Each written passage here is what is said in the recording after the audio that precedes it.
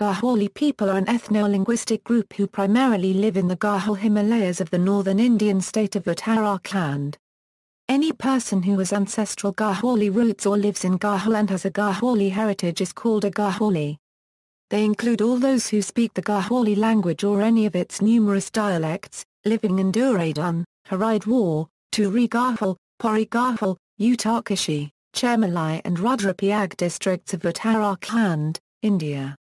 There is documented evidence that the Garhwal region has been inhabited by the mankind at least since the Vedic period, and the people of Garhwal today are the descendants of different waves of migration of Indo-Aryan people to these hills which took place over several centuries.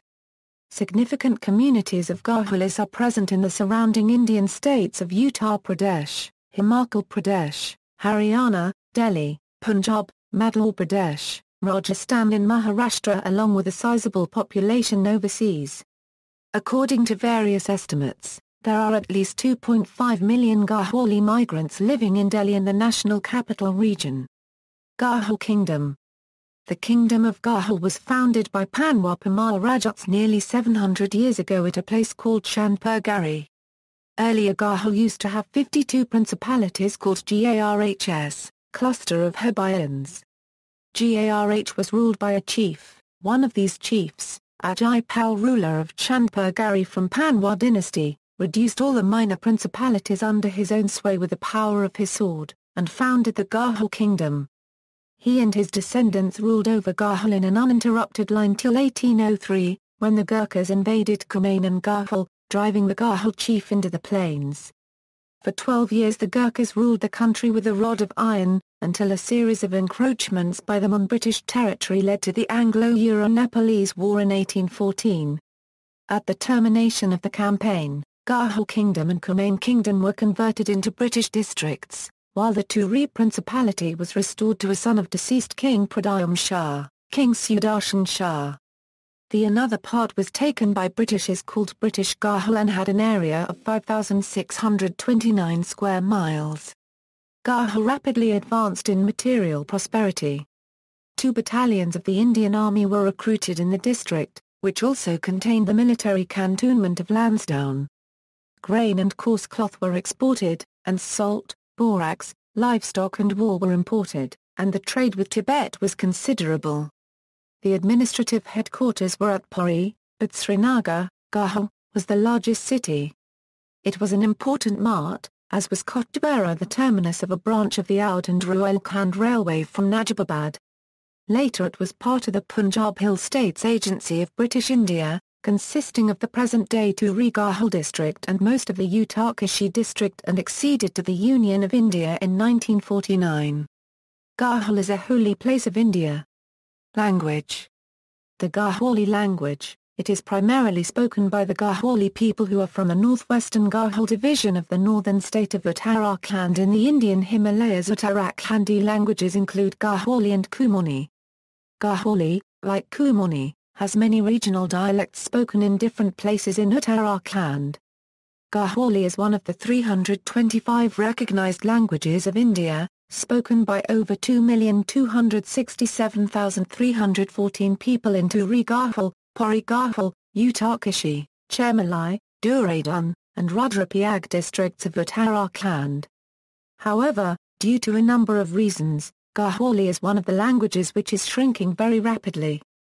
UNESCO's Atlas of the World's Languages Endangered designates Garhwali as a language which is in the unsafe category and requires consistent conservation efforts. Garhwali was the official language of the Kingdom of Garhwal since 8th century. Any person who has ancestral Garhwali roots or lives in Garhwal and has a Garhwali heritage is called a Garhwali. They include all those who speak the Garhwali language or any of its numerous dialects.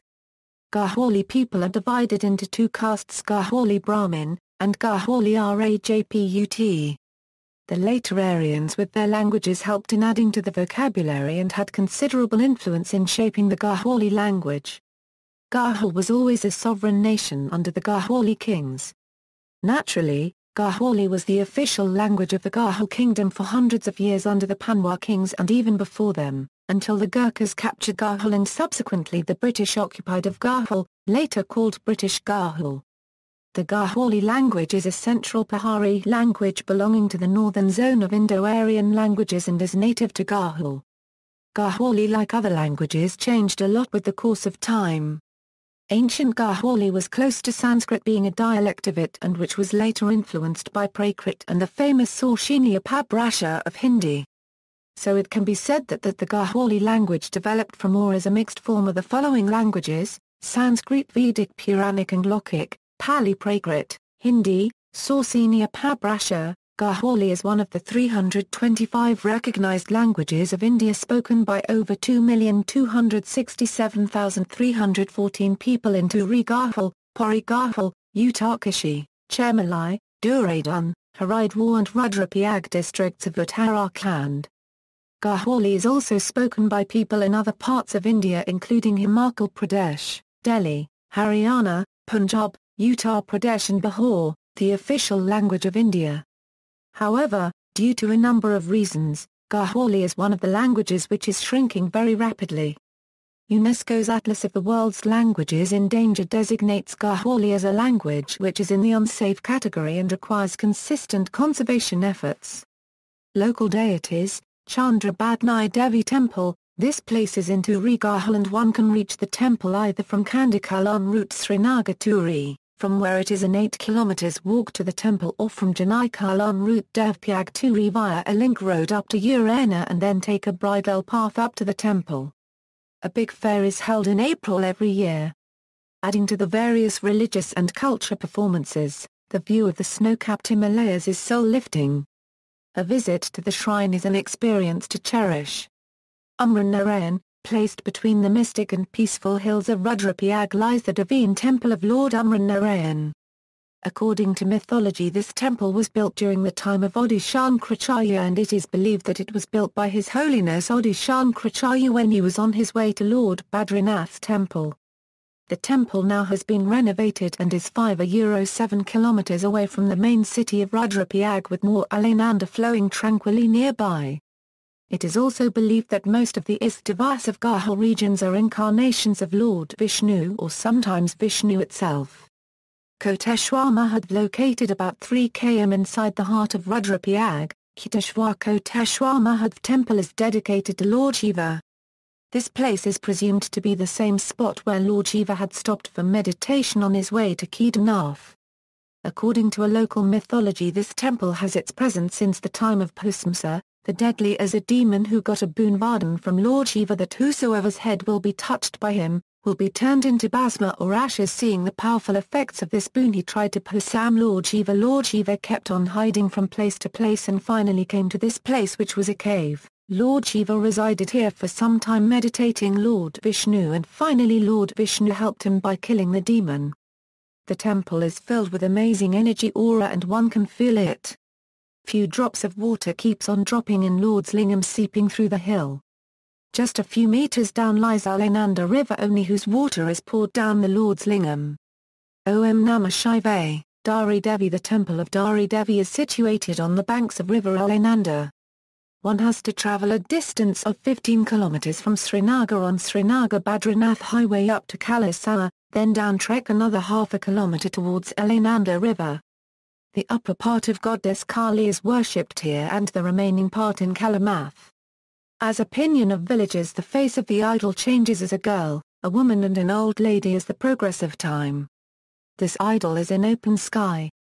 Many a times villagers and some philanthropists have tried to build a roof for more, but every time it has been destroyed. Local myths say that More likes to shower her blessings in open.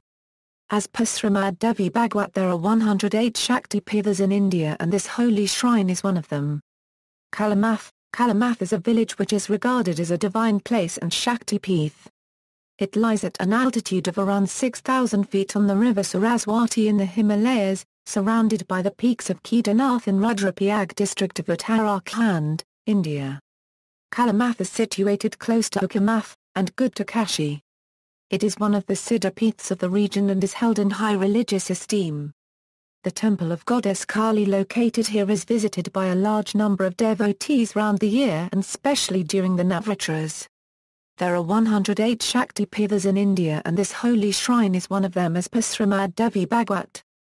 The upper part of goddess Kali is worshipped in Dhari Devi, Uttarakhand, and the remaining part in Kalamath. Religious tradition is that Kalamath is where Kali killed the demon Raktavija and had gone under the earth. Kalamath is only the place where goddess Kali is worshipped along with her sisters Lakshmi and Saraswati. There is a temple of the goddess Kali, which is visited by a large number of devotees throughout the year, and especially during the Navratras.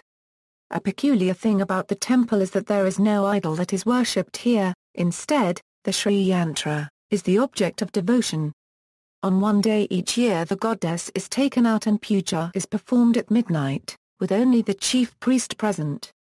The temple has other ancient temples to Lakshmi, Saraswati, Gauri Shankar and many antique shivlings, idols of Nandi, Ganesh etc.